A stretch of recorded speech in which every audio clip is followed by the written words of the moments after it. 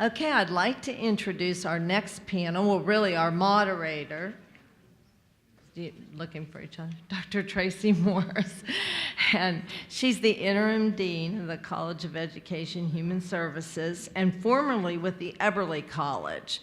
And she's a member of our PEC, and we're thrilled to have her. And she has an exciting group here that is going to talk about a subject near and dear to all of our hearts, especially me, supporting our educators. Tracy? Okay, I want to start off with just a few statistics from the National Research Database. Currently, there's a national shortfall of over 100,000 teachers, and shortages are more pronounced in math, science, and special education. This shortfall is largely due to pipeline and retention issues. Half as many college students are currently majoring in education as did when I started grade school. Enrollment in teacher education programs has dropped 35% over the past decade. The rate of enrollment decline is particularly evident for women who now see other career paths as viable options. Turnover is high among school teachers. 55% report being dissatisfied with their jobs. That's one of the lowest levels of job satisfaction since the data's been being recorded. Half of beginning teachers will leave their schools by their 5th year, with another half of those leaving the profession entirely. Up to 2/3 will quit before reaching retirement.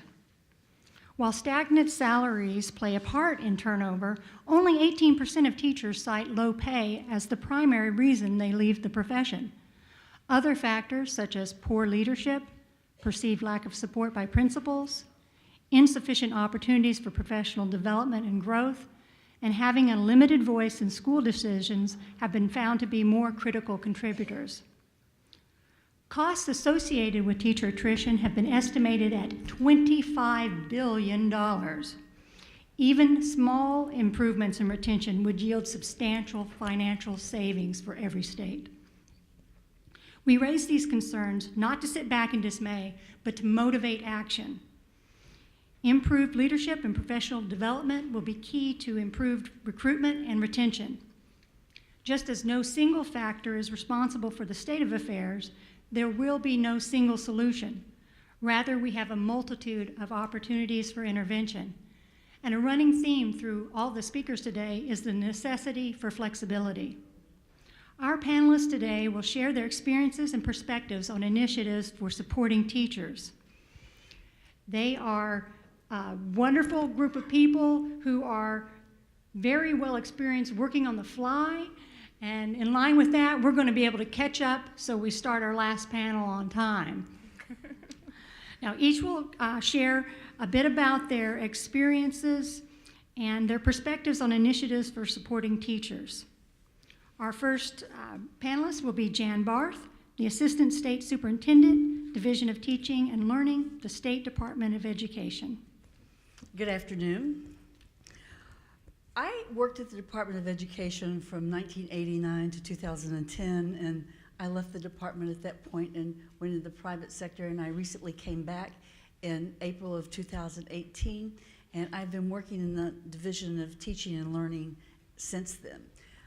As I've come back, I feel like I have a second chance at the opportunity to rethink a lot of the types of initiatives that we did in my prior life at the Department of Education. And so we've really started this whole rethink, this learn, this unlearn, and this relearn. And if that sounds ad-lib, it's because it is. That was my mantra when I was younger. I always tried to be open to relearning and rethinking. And now as I've gotten older, it really has become my operational pathway as I'm trying to delve into the kinds of things that I think we can be doing at the Department of Education to impact students and teachers across the country. So a couple of the things that the department have been looking at would be, how do we support and engage teachers? So one of the initiatives that we think that we need, and it's a data-based initiative, as we begin to look at our math performance, was a Math for Life initiative. So that's one of our big thrusts.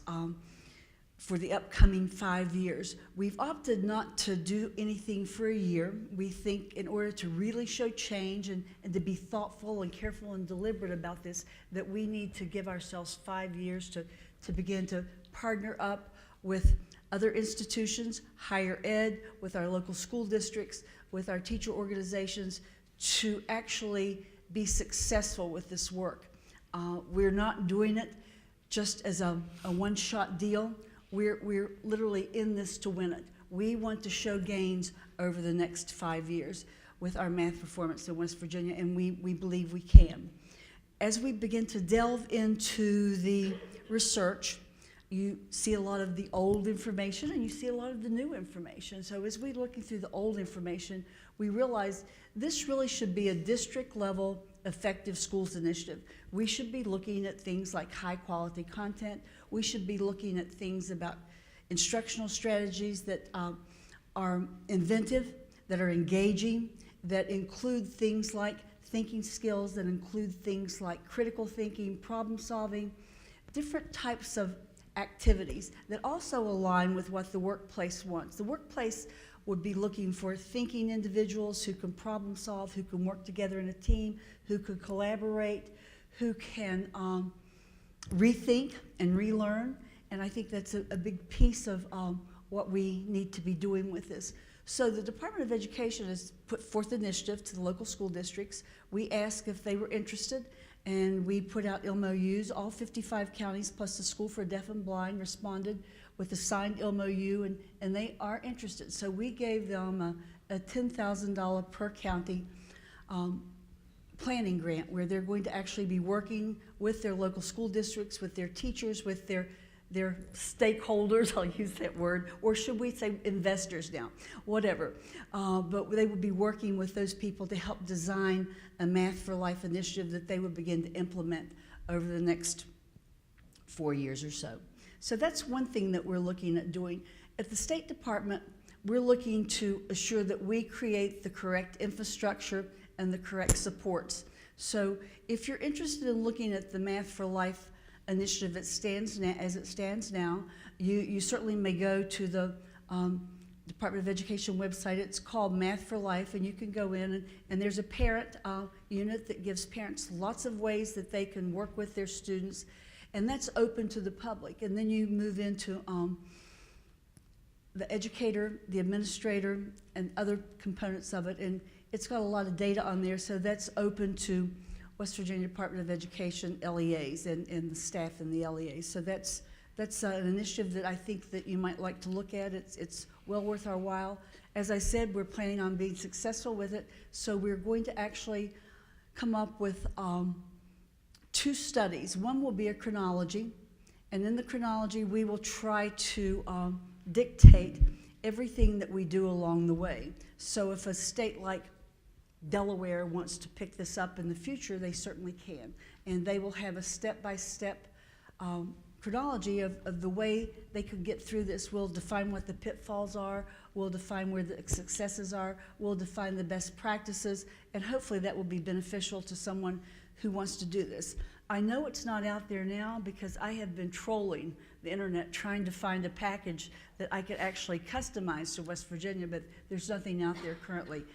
Also, we want to have a long-term study. We'd like to do it with one of the flagship universities in West Virginia, so we're going to be putting out an RFP or having discussions on how we can best define what our questions would be. I don't know what they will be until we actually sit down with the university to find what that would end up being, but those will be posted as well, and that will be a 5-year study. We would want to have quantitative as well as qualitative data to us, and at the end of every year we would treat what we discovered as formative, and then at the end of the 5 years we would get an actual comprehensive report, and it would be available for posterity.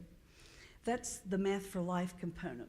We've also been working with STEM initiatives, because when we're looking at that, we're trying to figure out how do we get more innovative? How do we become engaging in the classrooms? How do we retrain our teachers? How do our teachers pick up on how to rethink and relearn instructional strategies that many of them have learned, I don't know, 10 years ago, 20 years ago, in my case, 30 years ago, and that's a fib. If anyone believes that, I have some real estate to sell you. But it's interesting as to how we're looking at doing that. Currently, the Department of Education has put together work studies with the STEM initiative, and with that, we've got a work study group. We have that works with the workforce. We have an environment study group. We have a computer and technology study group. We have a pre-K and elementary study group, and we have a middle and secondary study group. And these groups have been studying for the past year, and as of December the 15th, they're going to give us their recommendations on innovation, on strategies, on ways that we can actually improve and make our classrooms more engaging.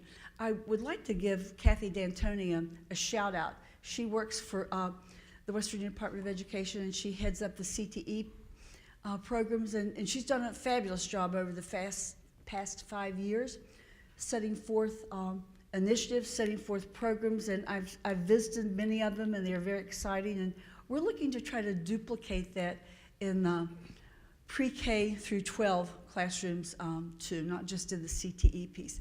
We're looking at robotics, we're looking at the cyber programs, we're looking at the coding issues. We know that West Virginia University has a great coding training that they offer to our school systems. I think 12% of our elementary schools are involved with that training, 11% of our middle schools, and 8% of our high schools, if I'm not mistaken, are involved in that type of programming.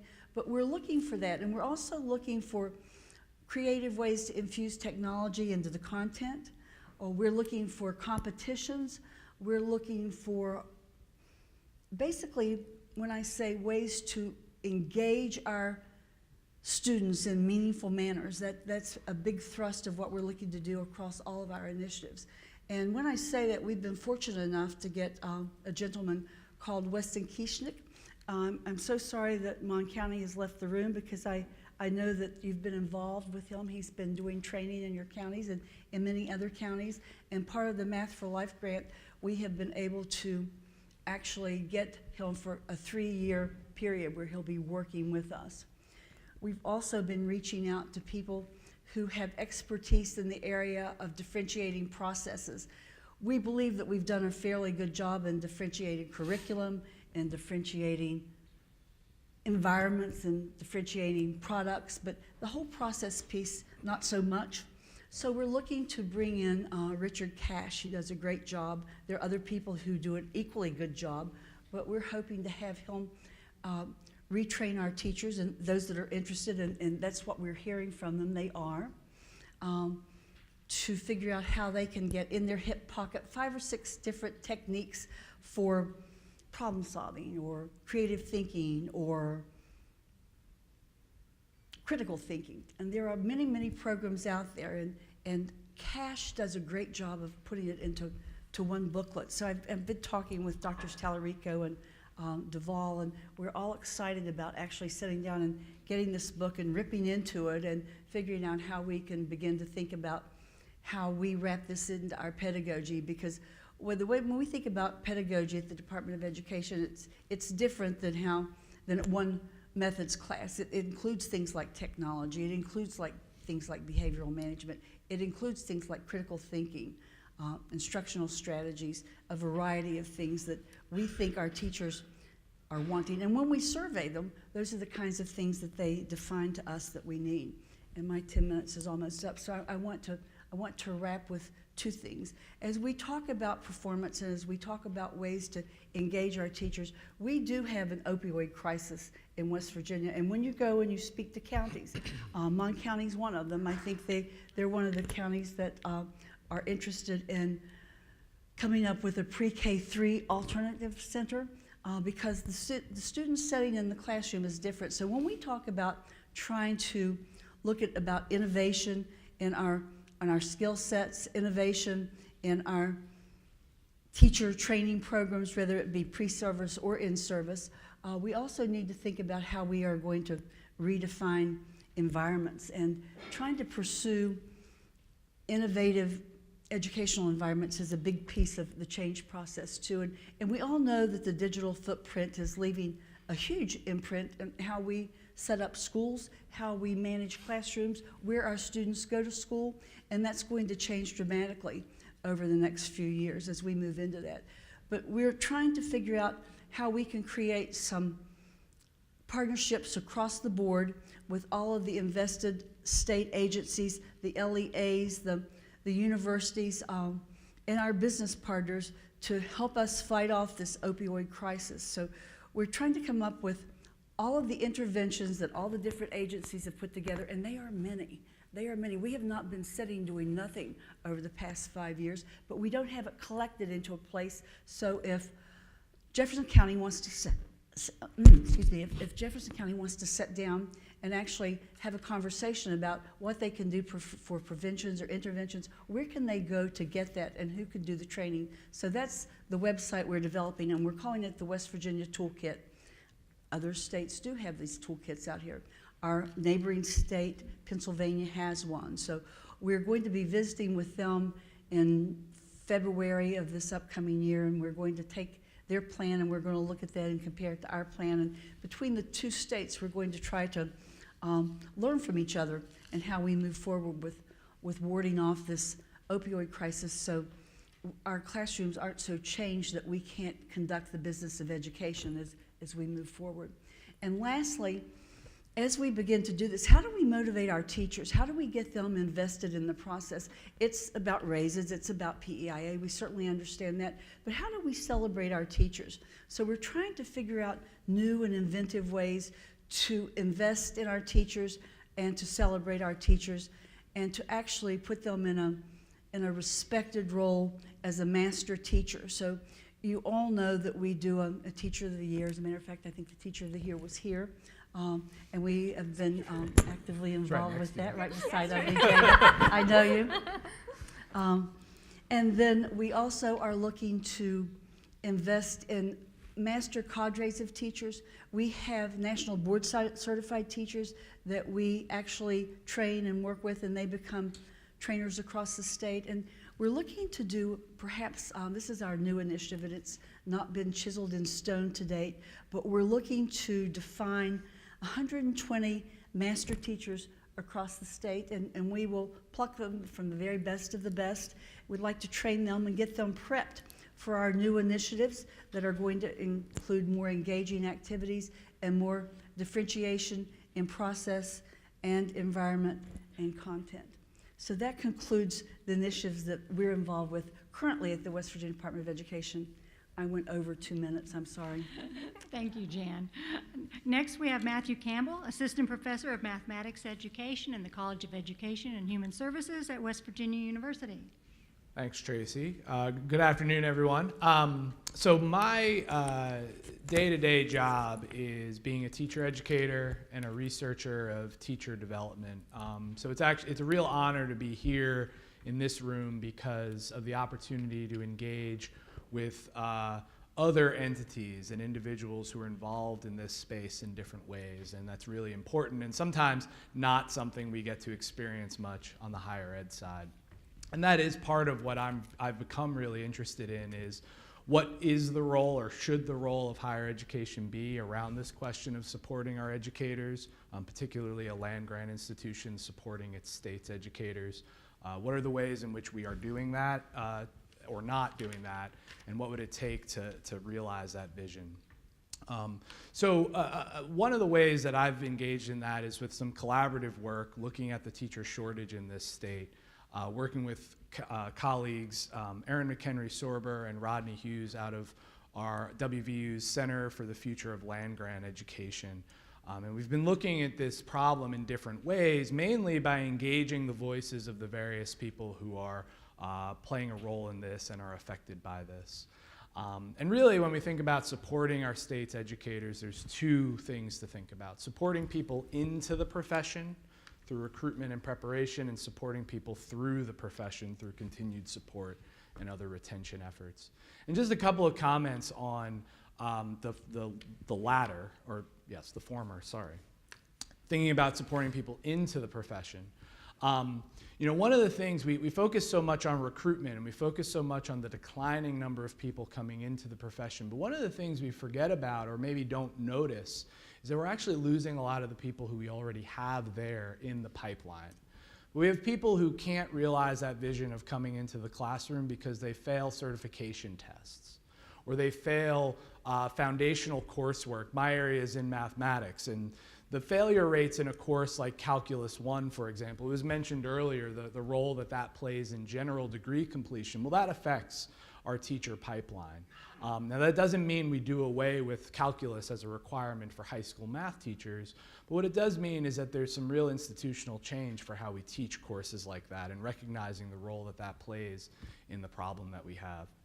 We also have increasing accountability, increasing expectations around programs. That makes these programs pretty burdensome.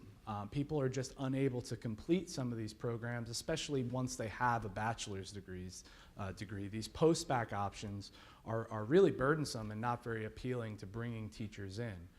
But I don't say all that to mean that we need to do away with all these requirements, because the alternative is not so great either. We think about efforts around alternative certification, and we're not supporting people very well there either. Oftentimes teachers are not supported, prospective teachers are not supported well into the profession through these alternative pathways, and we need to recognize that that's why people then leave the profession very quickly.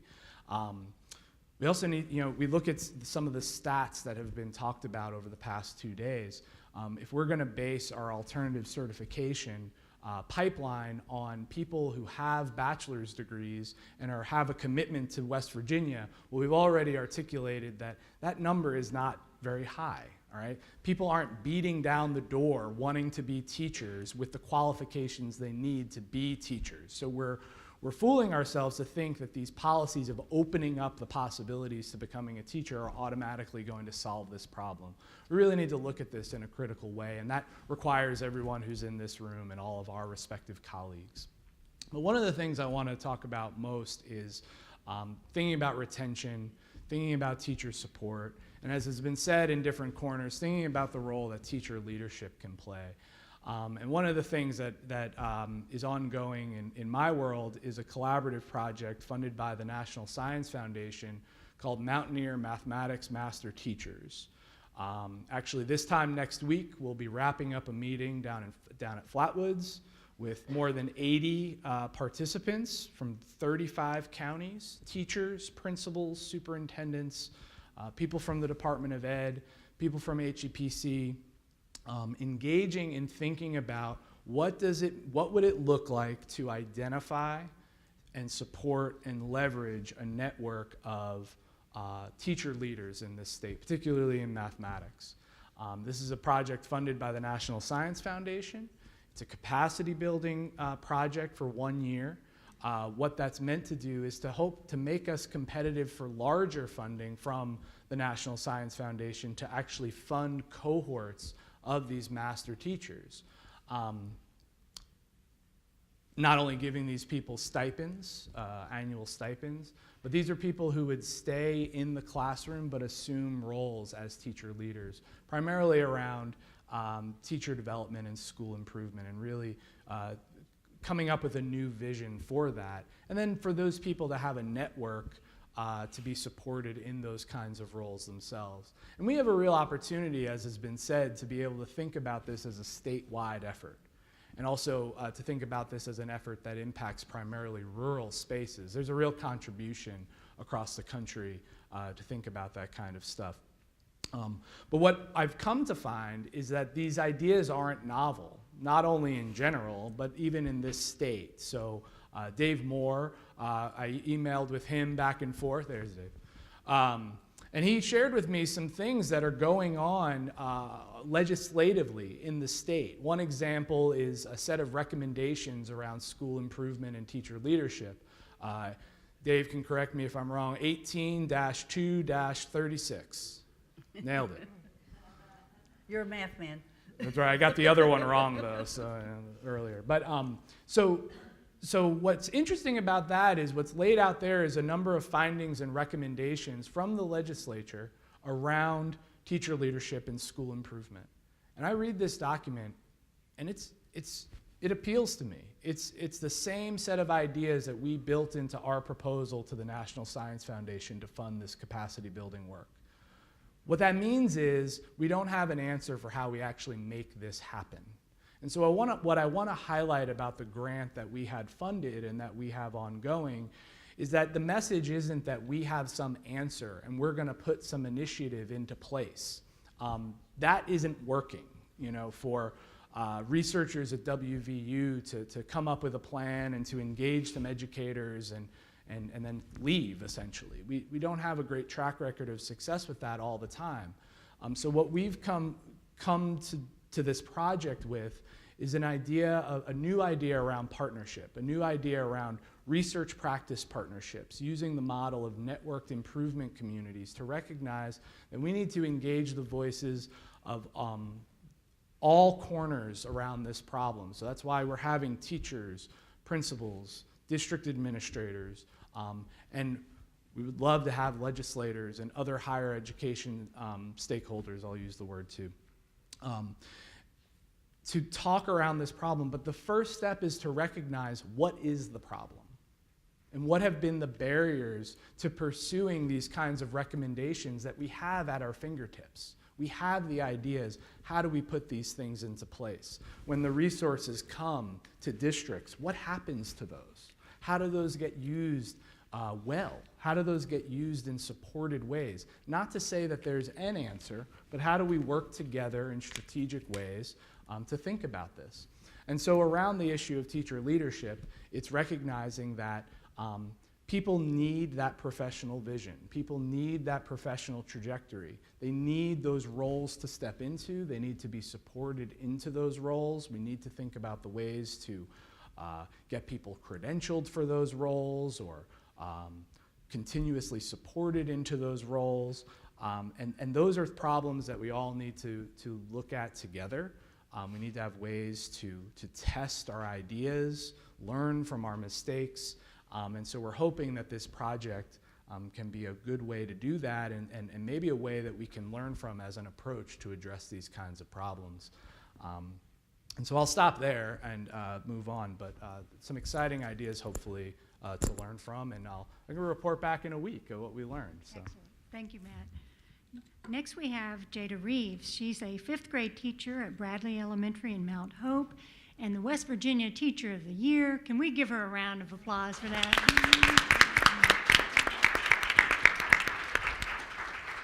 Okay, I'm going to be talking to you guys about the perspective of a current classroom teacher. And there are several things that I need to speak to you about. First, is this too loud? It was just like, okay, sorry, so it was like ringing in my ears, sorry. It just turned over on you. Okay. All right, the first thing is with the new teachers that are coming in, most of the counties in West Virginia, the ones that I have spoken to originally, they provide mentors for 1 year. Now, most of you guys know that first year for a first-year teacher, they're barely hanging on by the skin of their teeth. Like they're barely keeping their head above water. And some of the things that they feel like they need more than anything is to have a mentor for more than 1 year. And I think that's important too, because in years 2 and 3, that's when they're actually starting to learn how to teach. That's when they're knowing their students and what works for them. What works for another teacher isn't the same thing that works for them. And by providing these newer teachers a mentorship for a couple years instead of that first one will help give them support. And most of these new teachers are getting hired in schools that are difficult to work at.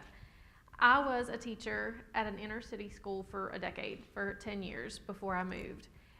And I know every year I was one of the mentor teachers. And 1 year we had 14 new positions at our school. Now we only had 3 of each grade level, so we might have had 40 people.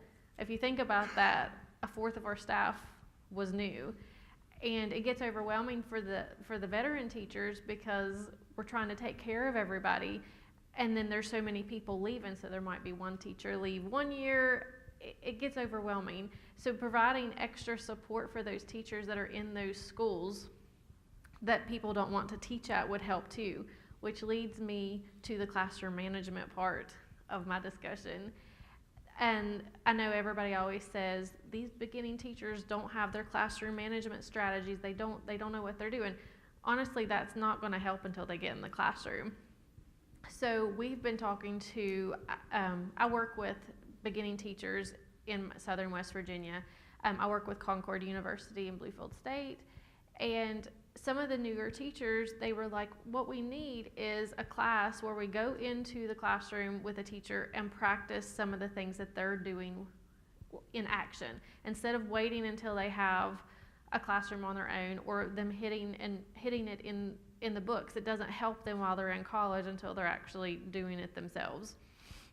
So providing extra classroom management strategies for these new teachers that don't know what they're doing.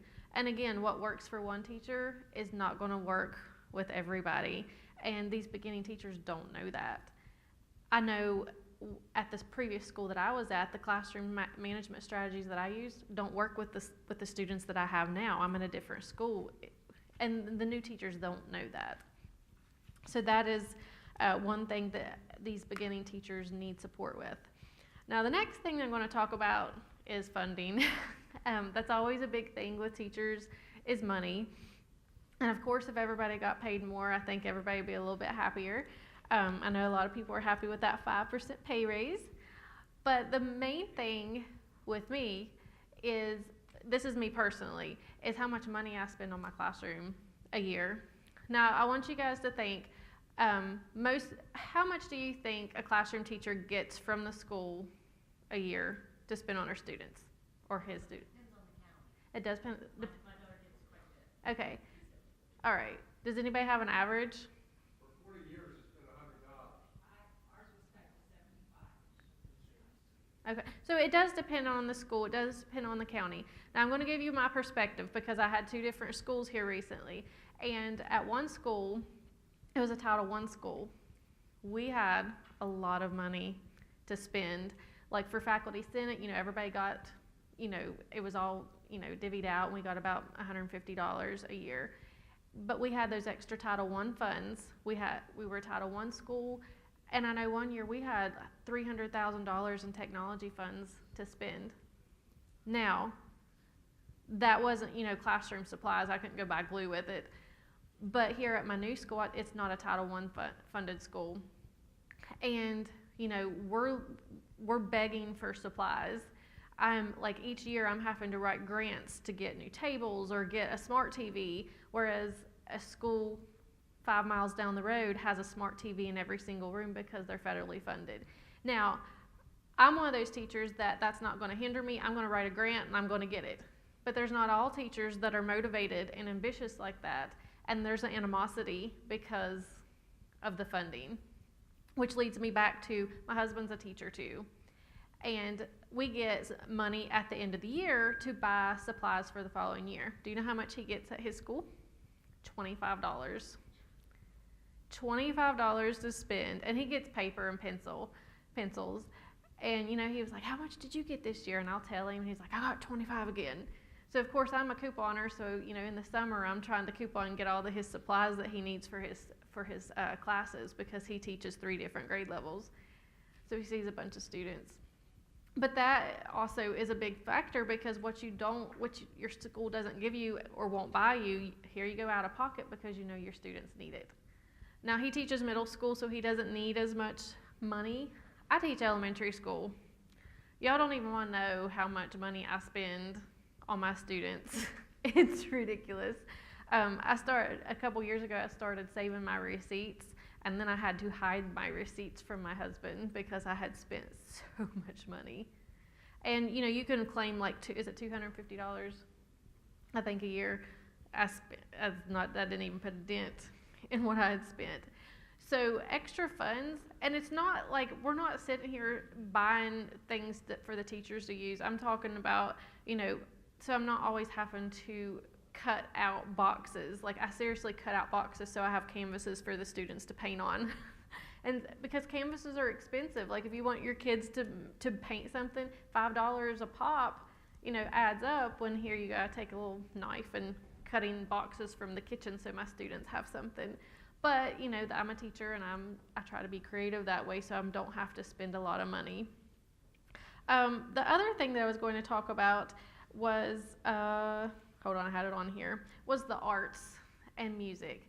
And one thing that really makes me sad is I love innovation. If you walk into my classroom, I mean, there's collaboration. My students are coding, we're using robots, and I think that's important not to only have it in a separate setting, but I think it needs to be cross-curricular and use it in reading, use it in science, use it in writing and social studies.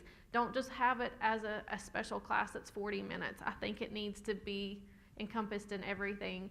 And I know a lot of places in southern West Virginia, they took away a music teacher and gave the school a STEAM teacher, which is important. I love STEAM activities. I mean, I'm a very strong advocate of it, but they took away music. And that really made me sad because there's some students that are not going to excel in computer science. Not everybody's greatest at that. Everybody's not going to do great on a paper pencil test. And some of those students need music, they need art. And that's one way, you know, for me to encourage the legislators that we need that kind of support in elementary schools with arts, with music, with everything. Don't take it away. I mean, you know, that's an important thing. And I think that's everything that I need to talk. Oh, one more thing was with community schools. I know West Virginia is going towards everybody becoming a community school, and if there was anything that I could try to change minds with is the buy-in from the community. Instead of me begging for people to come in and talk to my students or to help, I would wish they would be knocking our doors down to try to get in and help us. For instance, each month I have 1 or 2 guest speakers come. I shouldn't be like begging and emailing people all the time, will you please come talk to my students? I wish other people would be like, hey, you know what? I really would like to talk to 5th graders about this or talk to 5th graders about that. So the students are seeing at a young age, oh, I think I went out. So students are seeing at a young age that there's careers out there and ready for whenever they're older in high school. So like the park rangers, the meteorologists, and all that kind of stuff. So they're always seeing that kind of aspect of school instead of just Miss Reeves is up there teaching all day. Thank you, Jada. And finally, we have Jen Robertson-Honecker, Assistant Professor and STEM Specialist for WVU's Extension 4-H Youth Development Program. Thank you. I think it's been really neat, the different groups we have, or the different people we have up here representing different groups. So, you know, in terms of department level at the state and pre-teacher education and preparation and in-service teacher. I actually was a public school teacher for a couple years. I taught high school science, chemistry, physics, earth science, astronomy. My funds were $100 a year to buy all my science equipment and papers and pencils. Since astronomy was a brand new course, that was really difficult because I couldn't even get a telescope or even like a Walmart telescope at that point. So these days, I have also been a chemistry professor, so I've worked in teacher preparation. I have a class that I created of introductory chemistry for pre-service elementary education majors, showing them all the labs are about how you can do chemistry in your classroom. But all of my time now is really spent within WVU Extension in the 4-H program, and I also work for the university in special STEM outreach events. So I am the assistant director of the State Science Bowl, and I work with that with NETL. We run a lot of robotics events. We have a code camp that's happening in February, and you know, we've been working towards the science fair, and we spend a lot of time at the International Science Fair every year providing scholarships. But I guess what I'm going to talk to you today, since we've had a lot of different coverage here, is the importance of out-of-school time and how that supports in-school time. And many of you may not be aware, but within WVU Extension, we have an extension office in every single county, all 55. And they're not only doing 4-H, so in livestock judging. Many of those agents are working in the school system. And they're especially visiting our elementary school teachers, but also middle school and high school, and providing extra programming that the teachers don't feel comfortable with or don't have the time to do. 4-H spends a lot of time in youth development and youth choice and youth voice, so some of that is character building, some of that is soft skills like communications and leadership, but it's also STEM, which is why I'm sitting here today, and as well citizenship and healthy living. So some of the things that I wanted to talk about really briefly and what I've been a part of and what I think is really important are, for number one, with the STEM focus, when I started off as an educator at the high school level, I walked in and I was like, I'm going to change the world. These high school kids, watch out, here we come. And what I quickly realized, I was in a poor city in Virginia, and kids had already separated themselves into tracks, right? And so you had those that were, STEM interested, those that were there because they were college bound and they wanted to prepare, and those that were just there because they had to be. And it was a real struggle to try to get kids up to speed and interested in what we were doing in the classroom. When I became a graduate student here at WVU and a professor, a teaching assistant professor, I started spending more time on outreach events, camps and in-school time looking at middle school kids. Because there's a lot of research out there that says, middle schools in STEM in particular, when girls are opting out, kids are opting out. And again, when I would create these events and camps, even free and targeting specific kids to come, you just have to have an interest in STEM. You don't have to have straight A's. I was often preaching to the choir and bringing those kids that were already very STEM interested. And so I think it was when I started working with the pre-service elementary ed majors, and at the same time my daughter was entering kindergarten, that I realized that's where our market is when it comes to STEM. And there's research out there that says if kids haven't had meaningful hands-on experiences with STEM and just design-based learning at all within art and other types of projects, they're already opting out. And how sad is that their first real science class is in 6th grade, but they're opting out in 5th grade. And so a lot of initiatives that you see nationwide looking at STEM are looking at high school and middle school, but we've already lost the market. And not only that, but our elementary school teachers are eager and they're looking for ways to integrating this, but most of all, they're looking for support. And it's not just a professional development. I mean, how many of those have you attended where you're like an hour or two, okay, go do. They're looking for real support within that. One thing that I'm working on more recently, thanks to a very generous donation from Milan, is the Milan STEM Care Initiative. We actually have Joe Duda here today, who's representative from Milan.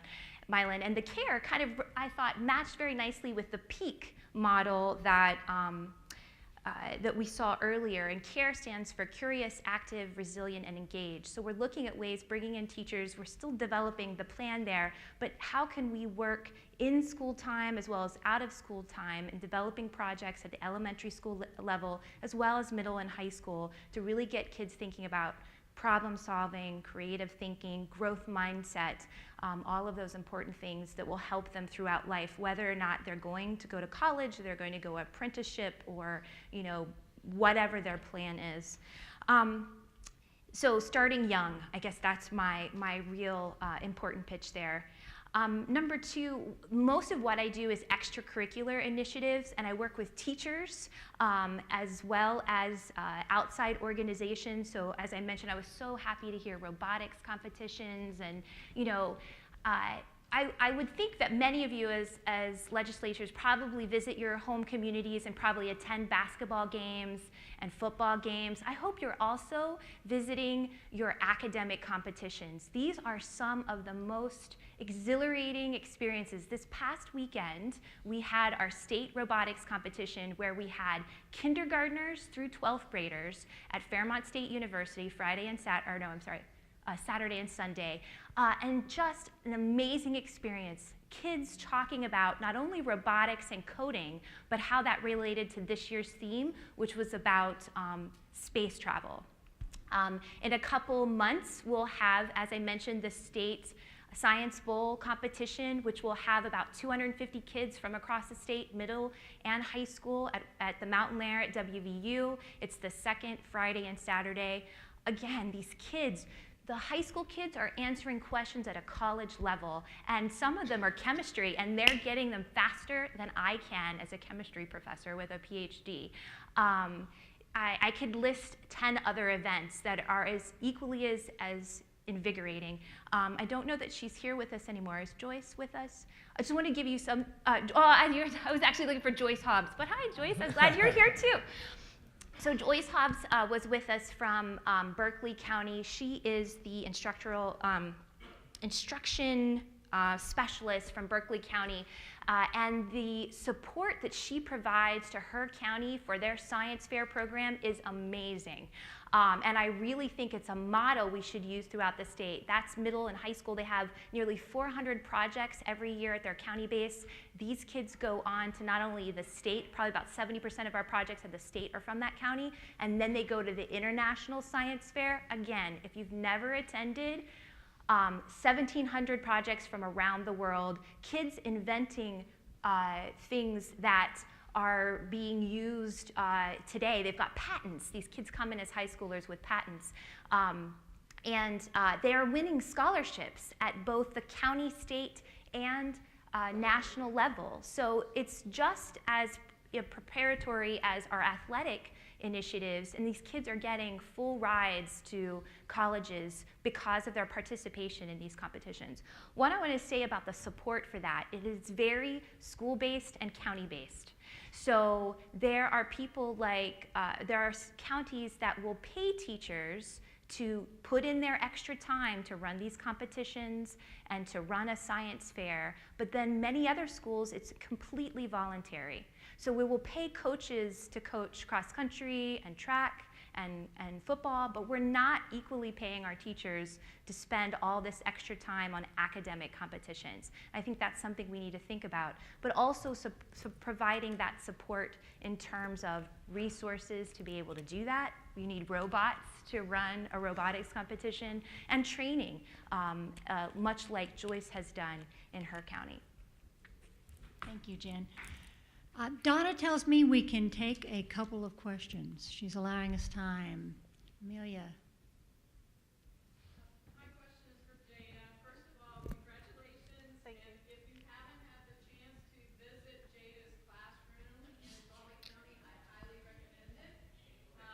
It is impressive, and you will quickly know why she is the teacher of the year.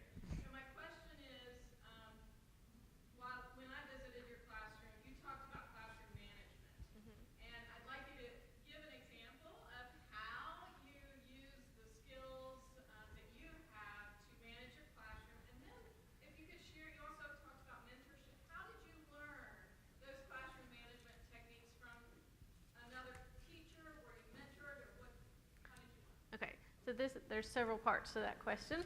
I'm going to start from the beginning, because when I first graduated, several years ago, I had two amazing teachers that I student taught under. I mean, I can't tell you how amazing they are, but one of them was so strict, and she had her classroom management down to a T. And those kids, I mean, I'm not going to say they're like little soldiers, but they kind of were. But she told me back then, if you start out strong within the first 3 weeks, make sure they know who's boss. You can always let up, but you can't ever be harder. And I learned that very quickly, and I did exactly what she did, and that was in a 6th grade placement. Now, my kindergarten placement, she had lots of structure, lots of routines, and she wasn't strict, but those routines with the little babies in kindergarten are the most important thing, and they know when there's change.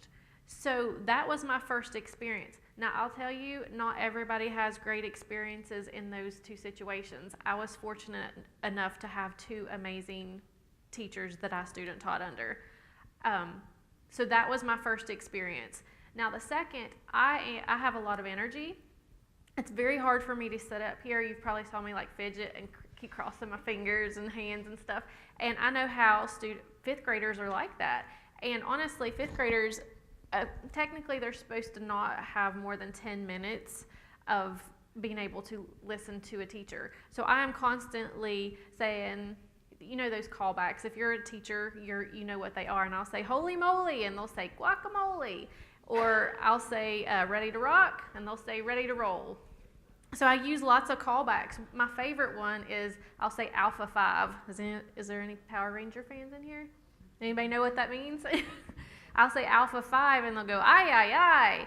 So I'm constantly, all day long. I'm always saying something like that to get their attention back. And my fifth graders, they know all 20. I think I have 20 to 30 callbacks. So they know exactly what to do. I start out with those routines, but I'm not always up here lecturing. I'll talk for maybe 2 or 3 minutes, and I'll say, okay, turn to your partner and tell them this. You have 20 seconds, go. I am always up on my toes, and it is very high energy in my classroom. And the reason for that is because of student engagement is so important to me. And the students know that I try to make learning fun and interactive, and there's lots of collaboration. So I think if you have all 3 of those skills involved, then you don't even have to worry about classroom management. Someone asked me, how do you deal with the problem students in your class? I said, I don't have any. I don't. I start out, they know that I'm the boss and what's expected. So there you go. Very good. We have another question? Stan Maynard's with us. Would you like to share something before we wrap up?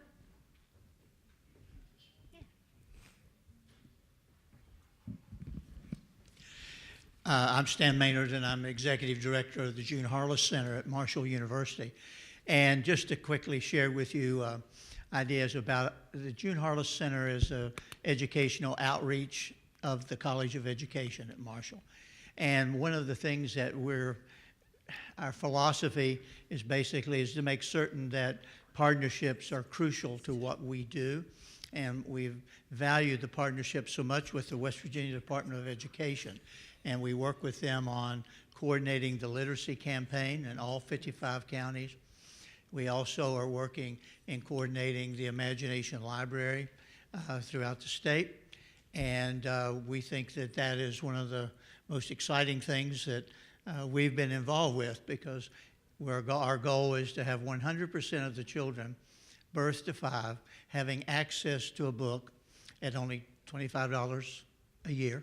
And we're to help 50% of the fundraising for that. So we're excited about the partnerships that we have with counties and districts, and with some counties in the southern part of the state. We have 3 educational research laboratories for early education, pre-K through 3, and doing research on that, because that's crucial in that process. The last thing I would share with you is the real need that the department, and I know your counties are sharing about math. And one of the things that we're trying to work closely on are the teachers who are in your county but are not certified. How do we quickly get that process where the quality of the teacher is better, not only with content, but with the pedagogy?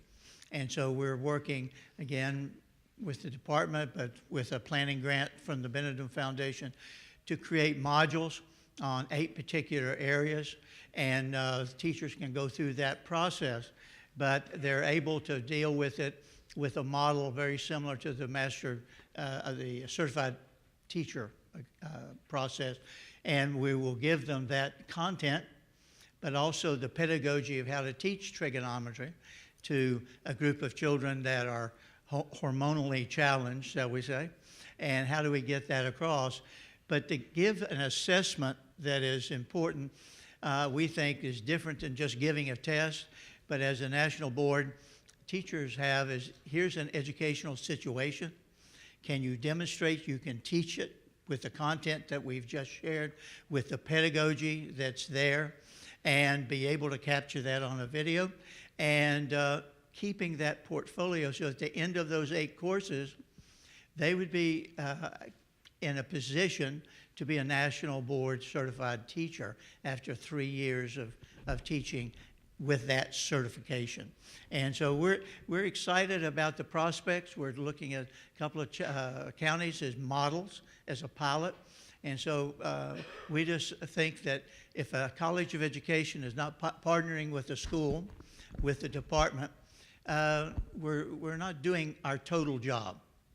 Because ultimately we can talk about it here, but the department, they ultimately have to make certain that come Monday, something is happening.